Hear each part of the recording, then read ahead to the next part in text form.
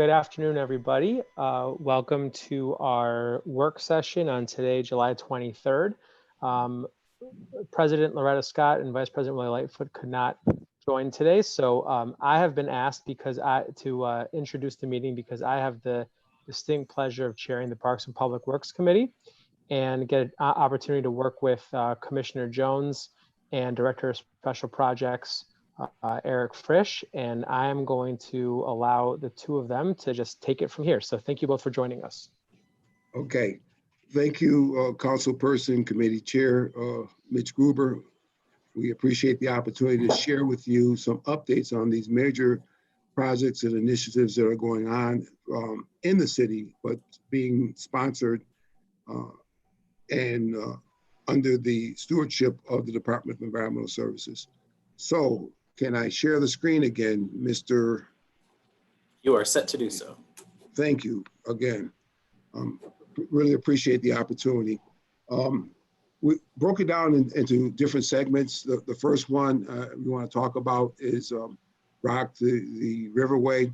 And the first one is on that title. It's in alphabetical order, no different importance, but this is what we're going at. One is the Aqueduct Reimagined.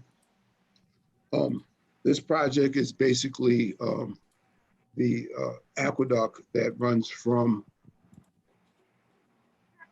South Avenue to Exchange Street on Broad Street. This was once a aqueduct that basically carried freight and people on the Old Erie Canal. There was also part of the subway tunnel.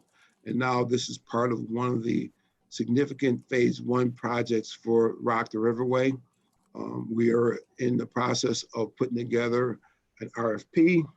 The RFP will be issued for the actual Reimagine the Rock the Riverway Reimagined Aqueduct that will be issued in early fall. So this is an opportunity. The next item on our list of projects will be the Charles Carroll Park Phase 1. That's the Sister Cities Bridge extension and the actual work on top of the actual Crossroads Garage. If you drive down Andrew Street, you would see the heavy equipment, the excavation, the removal of soil, settlement, and some of the actual concrete work. That's happening right now as we speak.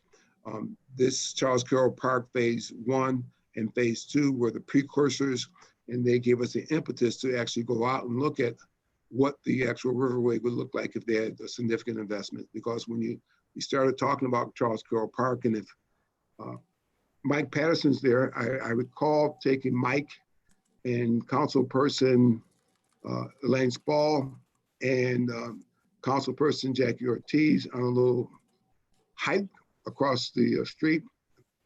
And we walked across there and we looked at Charles Carroll Park and we pointed out certain things.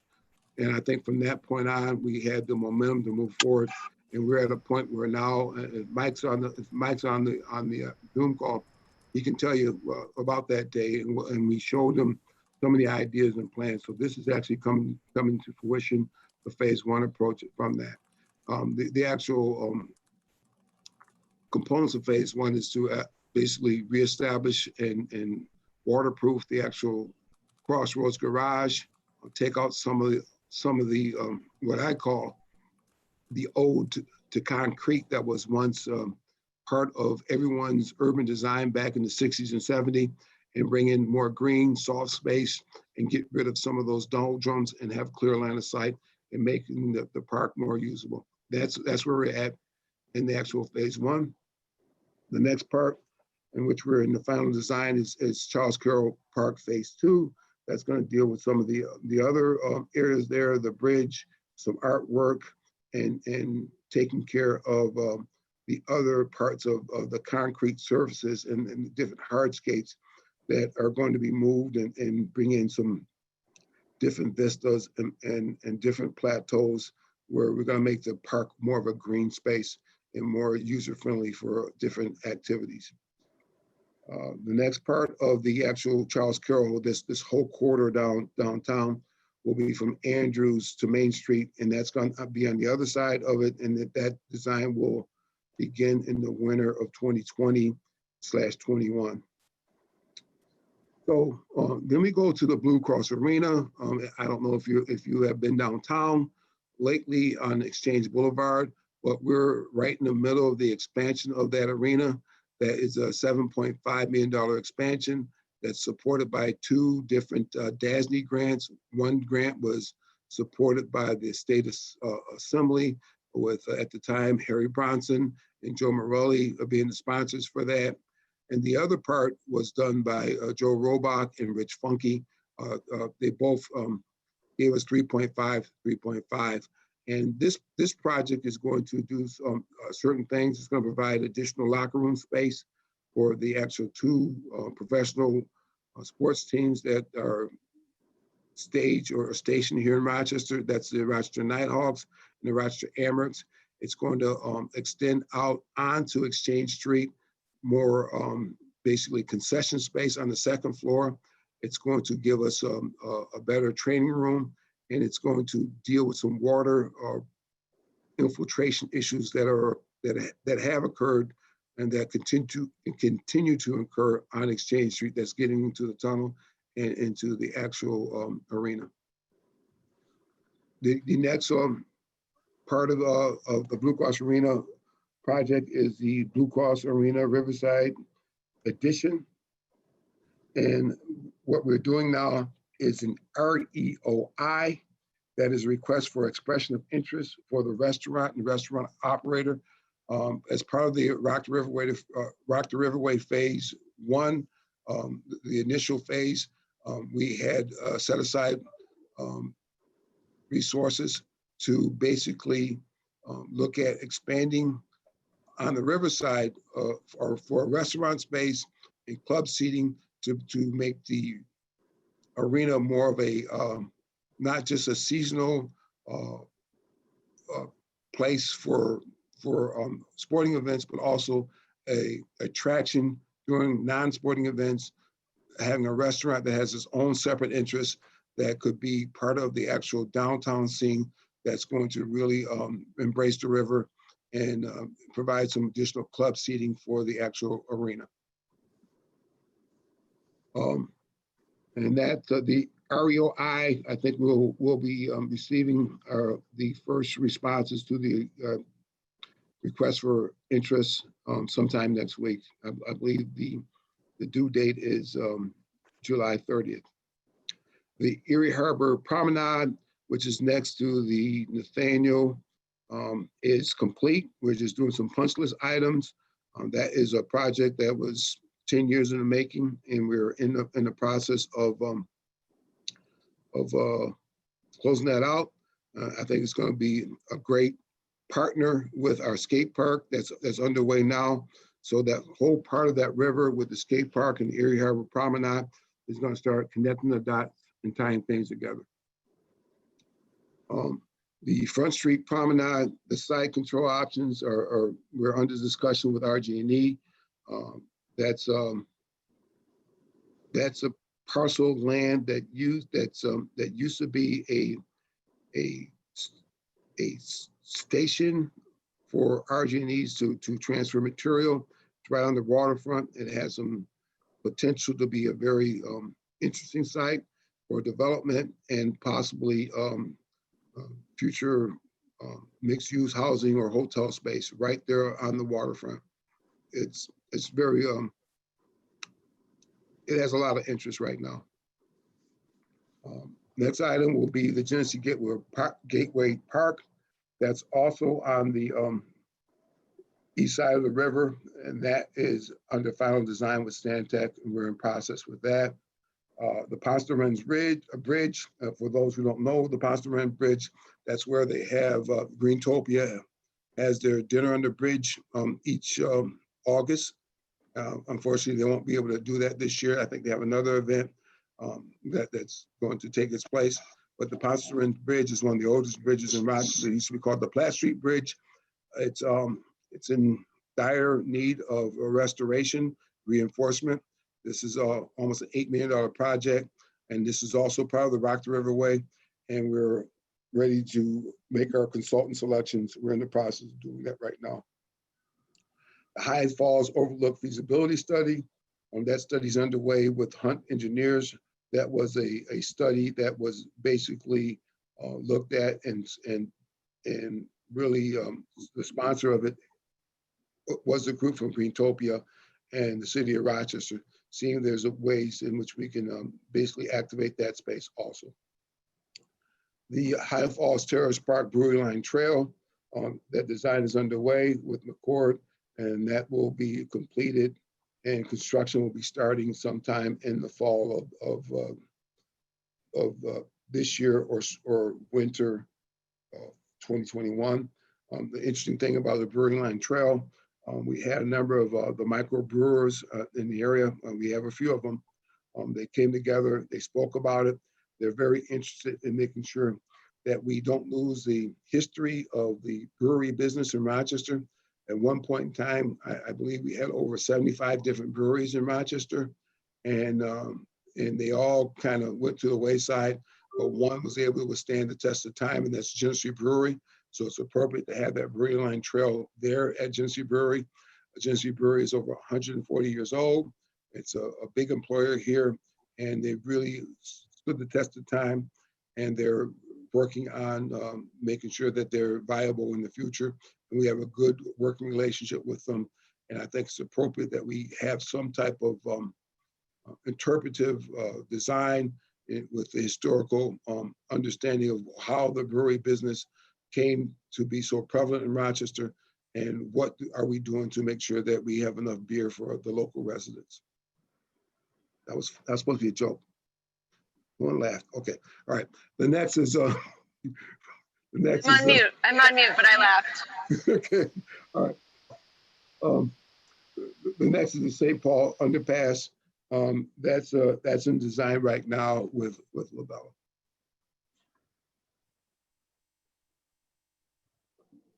And my screen is not moving. Commissioner, if we have questions about specific projects, do you want us to ask them now or wait for you to go through the entirety of the presentation? I have a whole full slide, and if you want me to go through all of them, if it's a real question that you can't wait, you got to get it out, go ahead and ask that. But I have many topics here. Patience is a virtue. I will put myself back on mute. Thank you. Yeah. So if you want to write it down, I think Eric will monitor the chat, and then he'll make sure that I don't lose the question. If you can write it down and put it in the chat, then we can get through there. I want to be able to get through all the slides so we have a good understanding where we're at, and then as we're done, then we can do the Q&A. Sounds good. All right. The next one is the North Terrace for Rochester Riverside Convention Center. That's completed. If you haven't seen it yet, take a look at it. It really opens up the actual walkway where there's no delineation, and there's no separation. It brings Main Street onto the Riverside Convention Center, and I think it does justice for the entire area. There's no steps, there's no stairs. We have some good railings, and it's a good starting point. And that's from the RRC for the Rock the River Way for the Riverside Convention Center is the addition in the South Terrace. There's a retaining wall that we have to repair, but as we repair that, it's a good opportunity for us to be able to provide more space at the exhibition halls.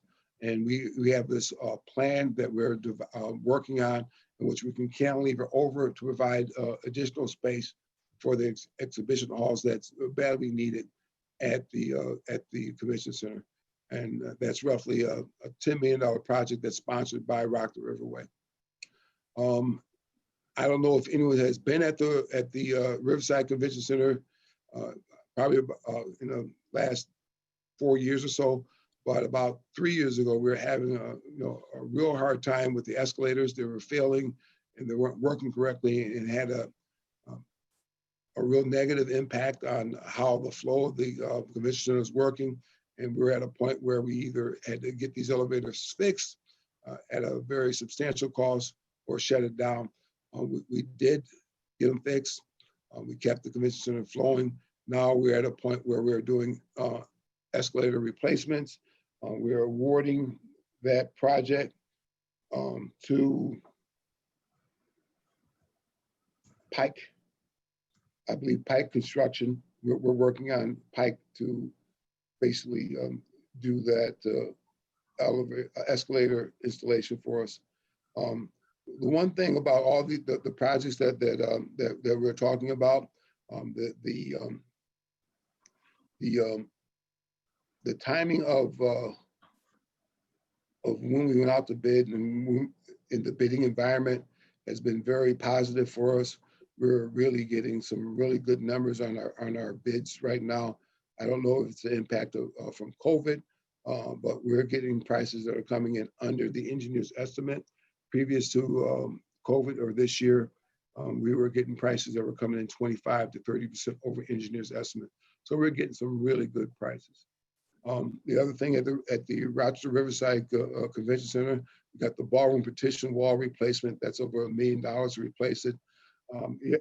One thing we have to keep in mind with the Riverside Convention Center, this building was basically built and occupied in 1984 and really started getting full use in 1985.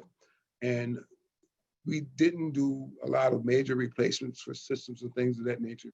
So all of a sudden, all these infrastructure items are starting to fail, and they're basically breaking down. So they're hitting us all at once. And one of the big things they need to be able to do is have these major partition walls functioning and operable all the time, because that gives the center the versatility to be able to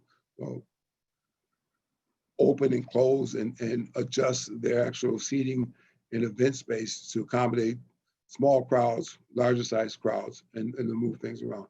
So that's a big one. Rock City Skate Park. If you haven't been there, you should take a peek at it. It's moving along. One thing I just want to add and say, this Rock City Skate Park has been on the books, and we've been talking about having a skate park in the city of Rochester for almost 25 years, and it's finally happening. And it took the partnership, public, private, and some really dedicated individuals to make this a reality. And when I say public, private, we're really public, because we had to be involved in it. We had to get the governor's office to actually accept this as part of the Rock the Riverway. And then we also had to talk to New York State DOT, because we are doing some of this land that's the skate park is gonna be incorporated with or be part of, is on actual state DOT land. So it's a great public-private partnership. And there's been significant investments from some outside entities and outside firms that have come in and provided some additional resources. Second, after that, we have the Brundle Library, North Terrace. And Mitch, I want to say about the Rock City Skate Park, we're on time and we're on budget. And it looks amazing. Okay, the Brundle Library, North Terrace. Here's another project that I remember when I was a manager of building services almost over 20 years ago. We shut down parking on that North Terrace because we were concerned that the actual vehicles would one day fall in. And it basically took us 20 years to get to the point where we're actually shoring it up, replacing it. And this was a project that we worked through our COVID situation during the shutdown. And we're on time, we're moving along, and we're working like crazy to be on budget. The running track bridge stabilization project, that's something that is near and dear to me, because it was something that Tom Fry, when he was at the end, he grabbed my arm and said, you got to finish these things, and I'm counting on you to do this. So I said, wow, that's pretty deep that you're gonna put that on me. I said, yes, we're gonna do it. So one of the things that we want to do is El Camino. There's so much that was done on El Camino, but there's some not small things, other things that we need to complete to finish off this amazing trail. West River Wall Reconstruction, we're in the award process. Another great opportunity or a great situation in which we had a partnership. This partnership was with the Cornhill Neighborhood Group.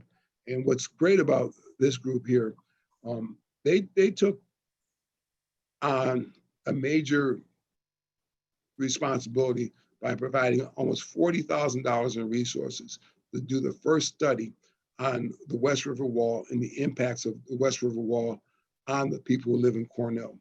They talked about the additional cost of flood insurance. They talked about our need for a LOMA or local map adjustment or revision. They talked about how this river wall being in such poor condition impacted their quality of lives. And they actually did the study, which is a precursor for us going to the state.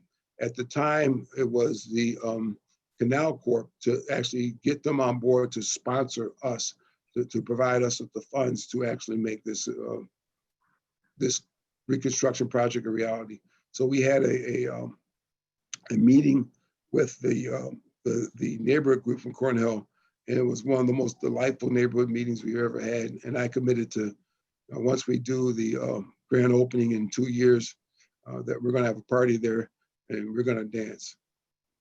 That's the sight to see. Next will be the West River Wall segment 2. This is a continuation of a wall that is in need of repair, and that's going to be adjacent or along the part of the West River Wall on the south side of the 4th Street Bridge that's adjacent, then that's part of the vacuum oil or close to the vacuum oil property. The one thing this wall, the West River Wall, it's over 100 years old. Once again, we're looking at infrastructure that's been past its prime, it's outlived its useful life, and we're at a position where we have to do the right things in regards to repairing it. La Marqueta at the International Plaza. This is 40 years in the making, and I spent the morning with Commissioner Kirkmeyer and Commissioner Lyman Torres walking the site, and the actual visitor center or the actual main structure is up and ready. We're looking at the spaces where I see the spaces where the foundations are ready for the containers. I look at a community that's really ready to embrace this amazing project. But again, this was something that was on the books, and they talked about this 40 years ago, and it's becoming a reality now. So we're getting this thing done. It's happening, and it's happening right now. We're there this morning. We're looking at once again, this is on time, on budget, and we're looking at a ribbon cutting sometime in first week in October, and that will coincide with Hispanic Heritage Month, which will be a great thing to happen on the avenue when we open this up. I'm so excited about this.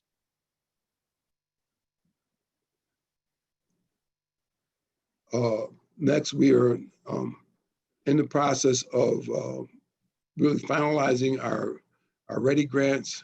READY is the Rochester Economic Development Resiliency Program for the what's happening down at the lake in Charlotte. For example, the water levels there.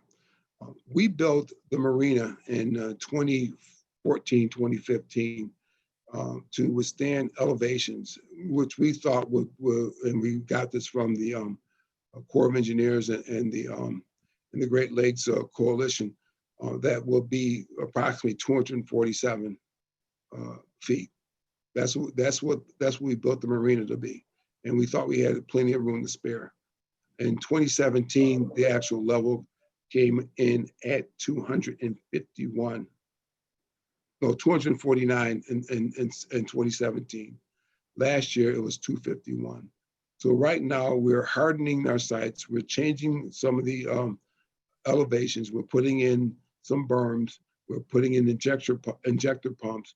We're changing out the break wall. We're working with Nick Testa at the Pelicans. We're working with the businesses on both sides of the actual river. And we're the lead agency. We have a MOU signed with Monroe County, an MOU signed with the town of Irondequoit, and also with the Coast Guard. And this is a project that we're really fast tracking, so we can have something in place just in case we have the elevations that we've seen in the past. We're building it out to be at 253. Last year it was 251, and it does have a dire impact on the actual restaurants and businesses when you get to those levels.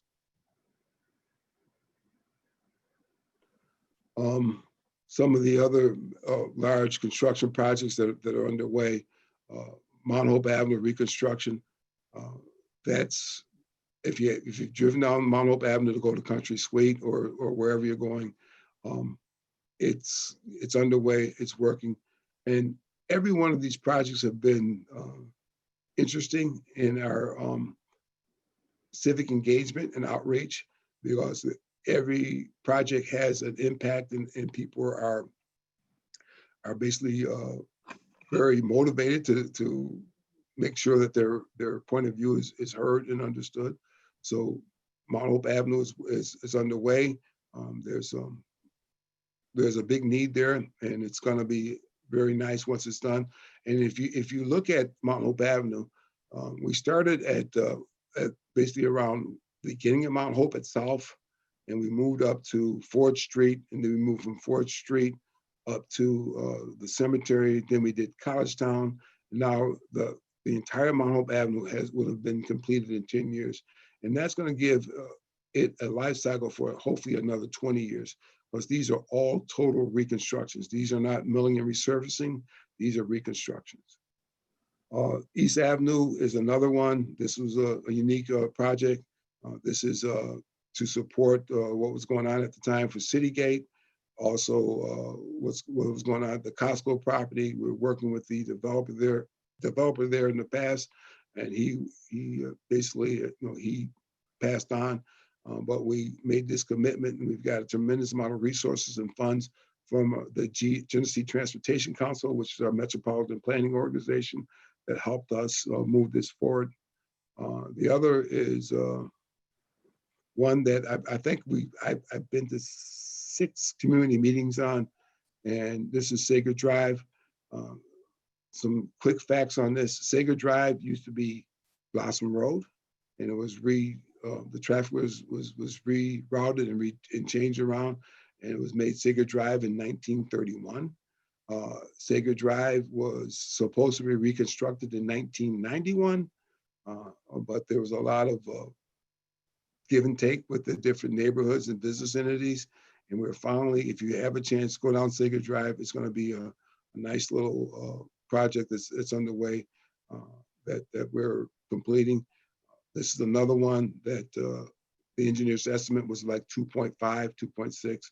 We're bringing it in at 1.82.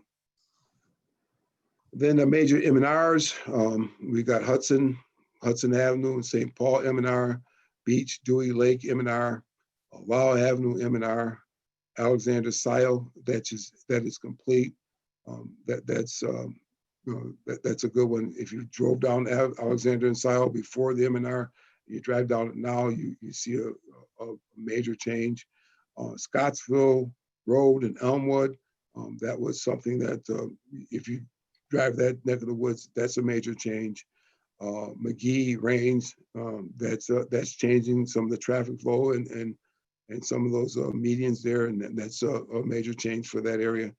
North and Carter Street, from Norton to Portland.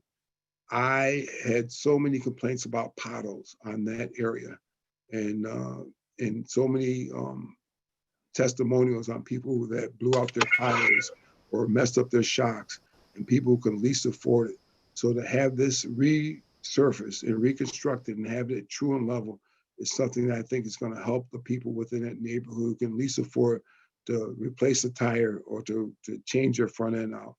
And then Linden and then Oakland Street. Commissioner, before you go any further, getting some feedback. Before you go any further on that one, can you just explain how the schedule of the M&R happens? Like why those streets versus others? Well, what we have is we have a program that goes through all of our streets and we rate them. And if it has some are say A, B, C, D, E, and some of these streets fail, and they fail really bad. And it's up to us to, when we have these failing streets, we have to put things, the funds into those streets to make them safe. And then there's other things that are associated with that also. For example, let's look at Hudson Avenue, for example. We know that at Hudson Avenue that the Rochester School Construction Board just put in $25 million on repairing or changing school number 6 and calling it school 22. And part of the reconstruction on these streets like Hudson Avenue is to put in new sidewalks. So we want to come in there after there's major investments in those areas, to come in there and do our part to basically put the cherry on top of the sundae to make sure that this whole corridor has changed. So if you look at school number 22, look across the street, there's a gas station that was built there at that location. And then on the other corner at Hudson and Cleveland Street, there is, I believe it's a Krista market rate or fixed income housing project. The church down the street, First Genesis, they just put in like $3 million into their project. Then the actual Anthony Jordan Health Center just put in like $4 million revitalizing their space. So when we look at the street condition, we look at what other resources are being placed in that area, and we find, guess what? Once they do everything they have to do, the ground's open, we finish off the street and we change that whole corridor. Is that what you're looking for, Mitch? I have a quick question to. Yes, thank you. Okay. Sorry, to add on to that, do we ever go in kind of before investment has been made to kind of if we're anticipating something to kind of get it going? What we do is we do assessments, and what's great about what we're doing now with our streets, Councilperson Lupien, is that when we go into the street, we go into the street. We bring in all the stakeholders in.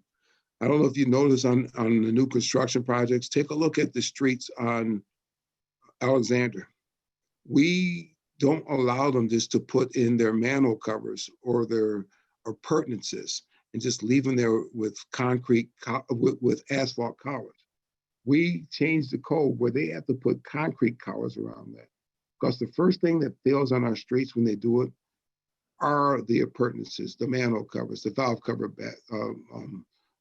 boxes, the actual culverts and the storm drains. They fail first before our street fails. So what we do is we get in front of it by having these coordination meetings with all the utilities, all the stakeholders, and really find out what's going on. One of the biggest things that we have to do is talk internally, making sure that My architects and engineers are talking with my water folks, and my water folks are talking with the Monroe County Pure Water folks, and our water folks are talking with the Monroe County Water Authority folks. And then we are also talking with our MBD folks. So we're making sure that we have this communication plan in place where that we're not leaving things undone, and making sure that once we lay that final top coat of asphalt, we don't have to go back into that road for another 25, 30 years. Because guess what? We don't have the resources to do that again. If you looked at Winton Road, I did some research on that. Winton Road, we reconstructed that road in 2017. And it was completed in 2017, started in 2016. That road, the last time it had a major reconstruction was in 1941. So we have to make sure that we coordinate this, look at what's going on, look at the plans for the community, and make sure that we're communicating, collaborating with everyone. All right. Thank you. Okay. Okay, Mitch, now you messed up my flow. Where am I at now? You're just starting this slide. Okay, thank you. All right.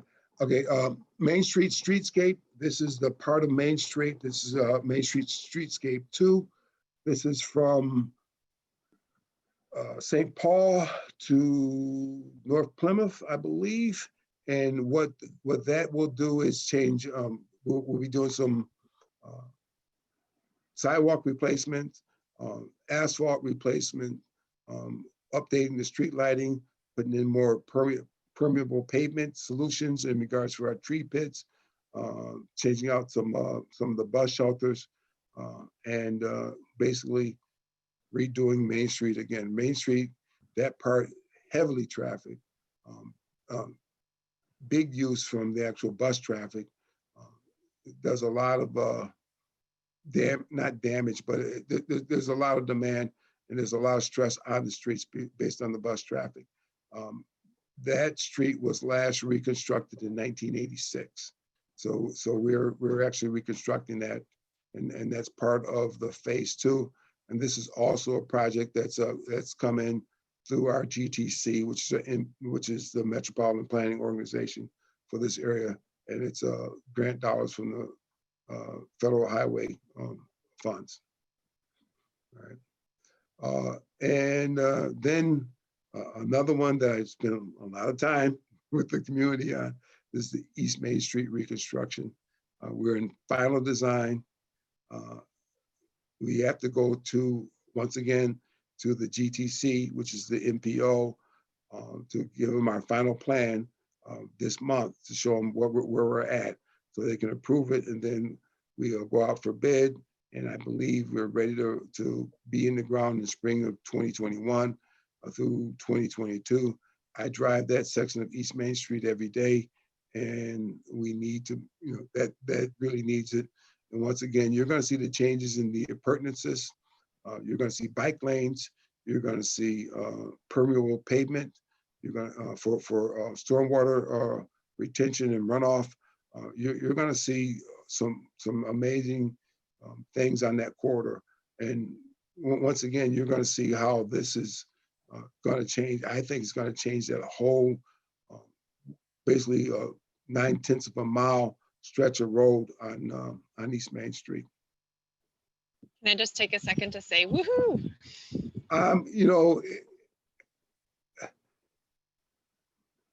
Councilperson Lupien, if you know what you have to do to get this stuff done, and Eric's on the phone because he sits on the committee, and he's there advocating, I'm there advocating, and sometimes people, when we go to our planning meetings and we go to the full board, sometimes they don't want to support our initiatives. So we have to really be assertive in our advocacy to receive these funds.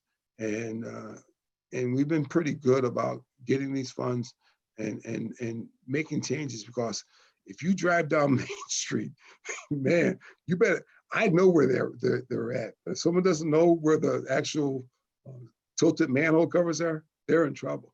So. Thank you. All right. Then Waring Road reconstruction, we're in final design.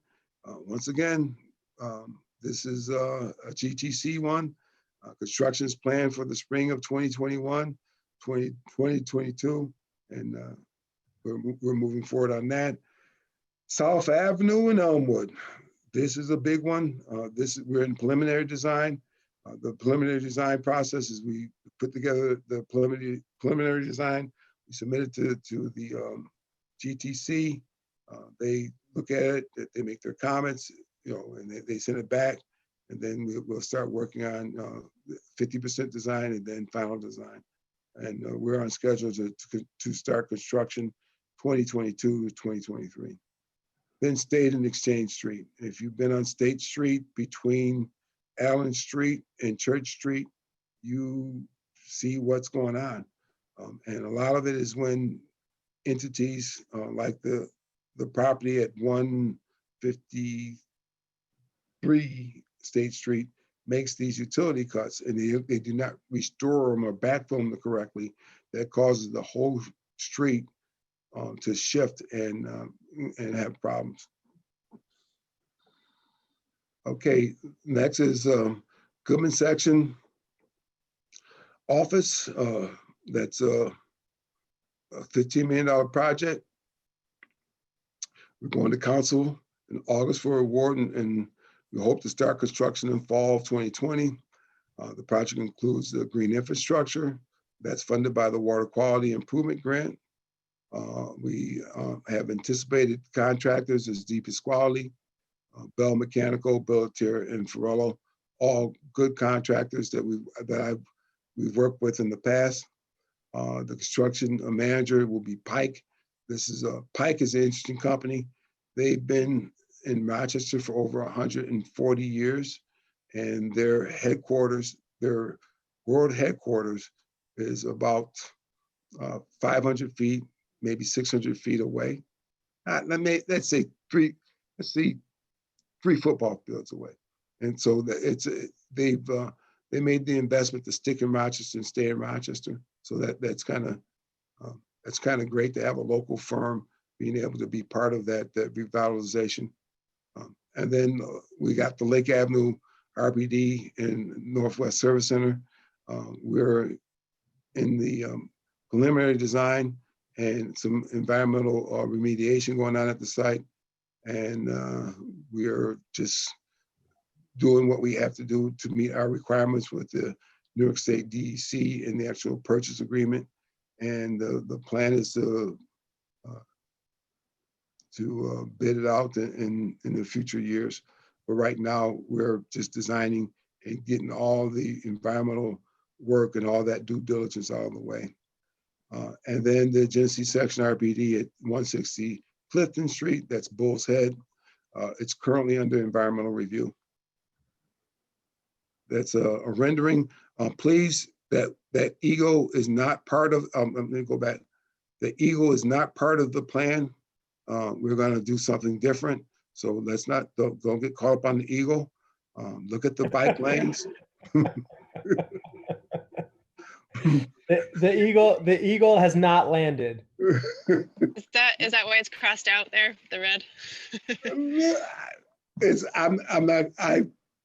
No comment.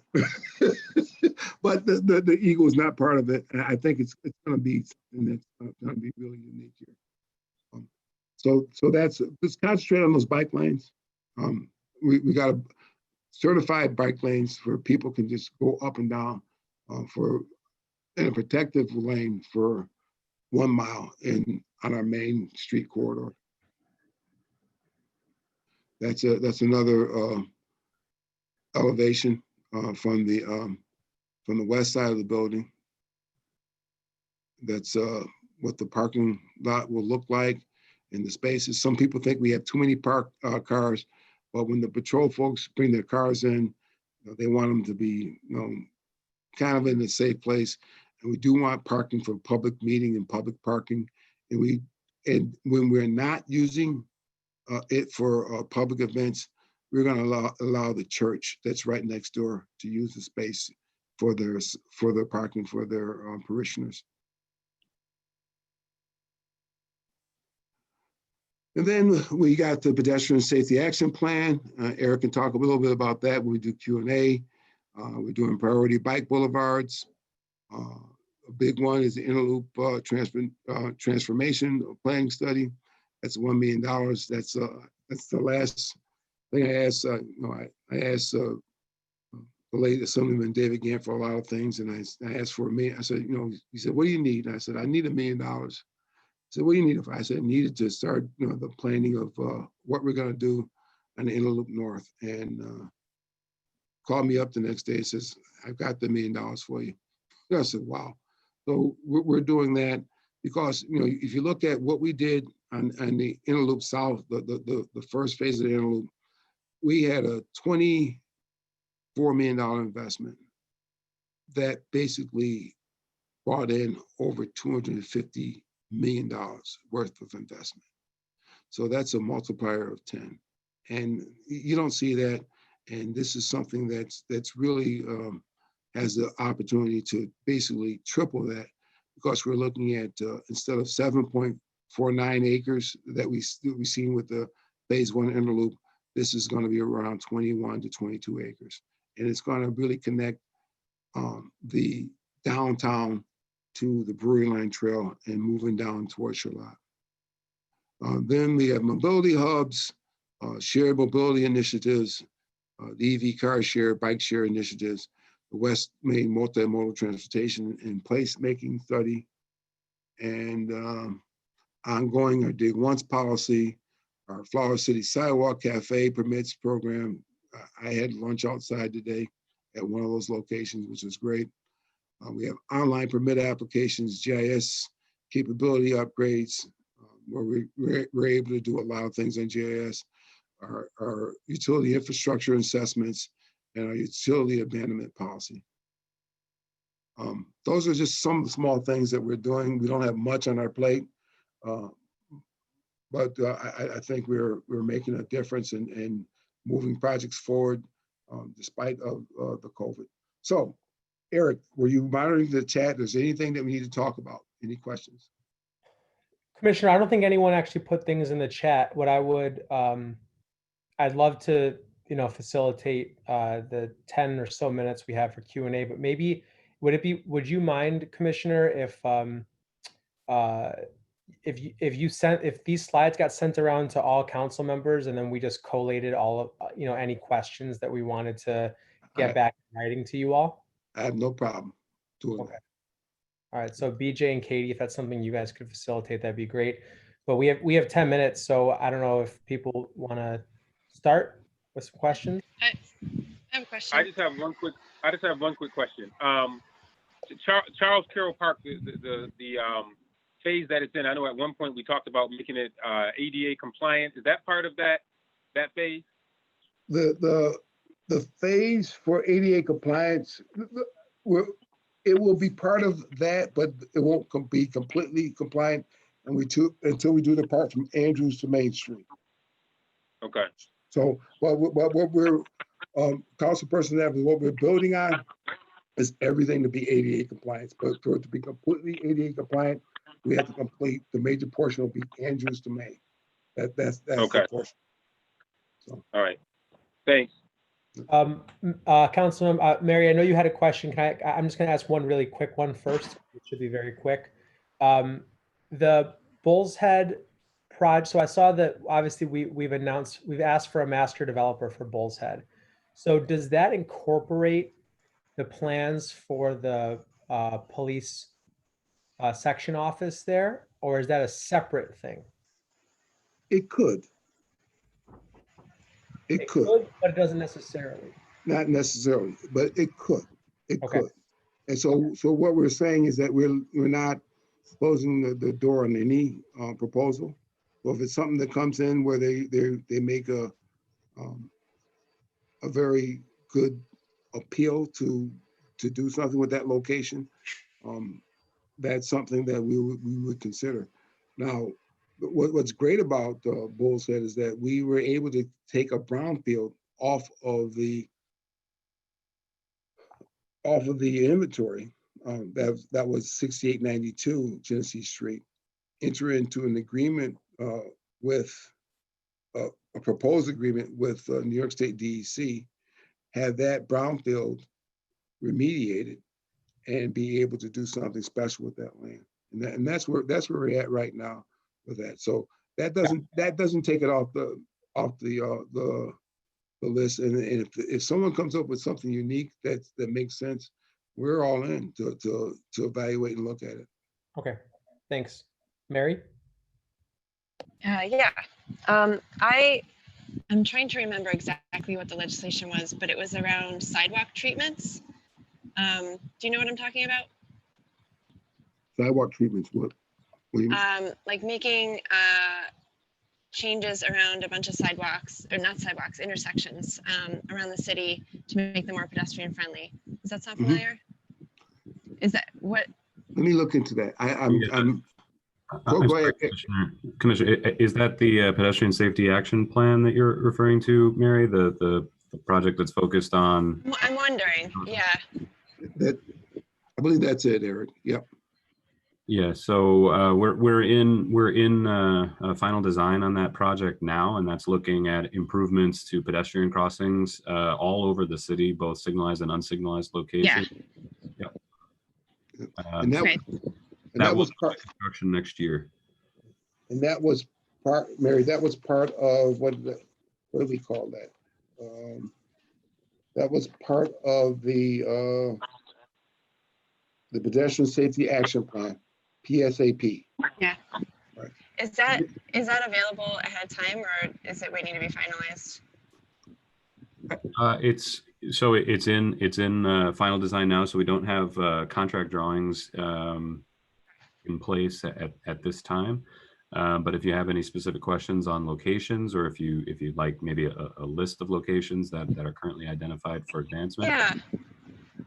Yeah, I've had some constituents reach out to me about specific intersections, so I just kind of wanted to know if they were a part of it. Sure. Yeah. We'll be happy to share information with you, or if you want to send us what those locations are, we can get back to you. Yeah. So when we send this PowerPoint out to you, and there's any questions associated with some of those, then we can respond accordingly. Yeah, thank you. I was also hoping to hear kind of what's going on with Parcel 5, and my internet connection was a little buggy, so I may have missed it, but are there any updates on that project? Not at this time. So, and Commissioner, in terms of the CFA award that we received for Parcel 5 last year, is that project, is that still moving forward as it was written, or is the whole thing delayed because of other factors?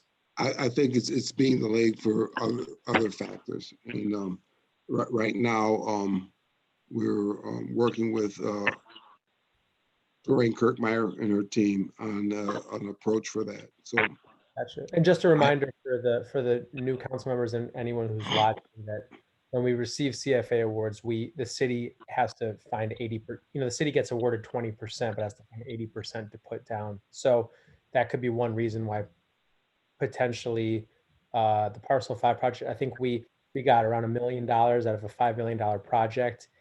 And so what you're saying right now is that as of this moment, there's not plans to necessarily move forward with that at this particular moment. Exactly. We're working on an updated plan for that Parcel 5. Okay. Well, I know at one point at one of the meetings it was talked about being kind of like maybe a temporary thing to. Yep. Okay. Got it. You're absolutely right. What we want to do is do some minor enhancements that are cost effective to make the space attractive. Grading the area, putting up putting some benches, possibly putting some what's that name? Cornhole. Put some of those things on there, and just making it a little bit, just sprucing it up a bit. Like, Commissioner, deck chairs. You're more of a horseshoes guy, Commissioner? I'm more of a croquet guy. Okay. He's more of a battleship guy. Yeah, that's right. That's right. Oh gosh. Lachey or Jose, do either of you have any questions? I just want to be mindful of it. It is 5:30. Any last questions anyone might have? I do, but if Lachey has any, she can go first. Oh, no, I'm pretty interested in the Bullseye project. You pretty much answered my question. Thank you. Mine's in regards to, you said you were working with the gentleman from Pelicans. Are we helping to build up that wall? Absolutely, yeah, that's part of our ready approach. And we should have a draft design coming up soon. One of the things that Governor Cuomo insisted on is that we need to move quickly on this. He didn't want us to wait. We started this evaluation in July of last year, and we met almost every other week. And then all of a sudden, he made the awards. He made the awards in September, October, and we had to go to Albany for just to find out how the actual things are working in November. And we're moving forward with, we had a 10% design, and now we're in final design. We've got MOUs in place with Monroe County, town of Arundecoit. We've got our engineering firm on board. I want to see, I think it's important if we can get shovel in the ground sooner versus later, so that if we do have an event for next spring, we're ready for it. Wonderful. Thank you. All right. Well, I was just informed by our chief of staff that it appears like I'm drinking an adult beverage. I just want to be clear. This is an iced coffee. It is in a Genesee glass, but I'm gonna have BJ come over. It's after 5. I'm gonna have BJ Hey, come over.